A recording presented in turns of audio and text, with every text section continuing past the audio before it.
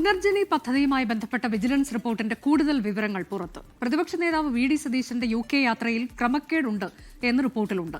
സ്വകാര്യ സന്ദർശനത്തിനും ചരിത്ര പ്രാധാന്യമുള്ള സ്ഥലങ്ങൾ സന്ദർശിക്കുന്നതിനുമായിരുന്നു അനുമതിയെങ്കിലും ഫണ്ട് പിരിവിനായി ദുരുപയോഗം ചെയ്തുവെന്നാണ് വിജിലൻസ് കണ്ടെത്തൽ.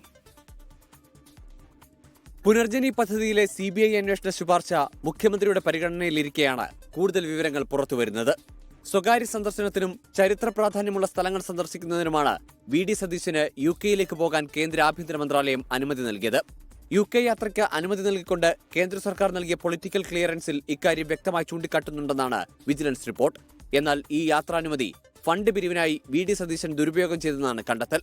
സതീശന്റെ UK യാത്രയ്ക്ക് പിന്നിൽ കൃത്യമായ ആസൂത്രണവും വിദേശ ഫണ്ട് കേരളത്തിലെത്തിക്കാനുള്ള ഗൂഢാലോചനയും നടന്നതായി വിജിലൻസ് പറയുന്നു. അതേസമയം CBI അന്വേഷണം സ്വാഗതം ചെയ്ത പ്രതിപക്ഷ നേതാവ് നടപടി രാഷ്ട്രീയ പ്രേരിതമാണെന്ന് ആവർത്തിക്കുകയാണ്.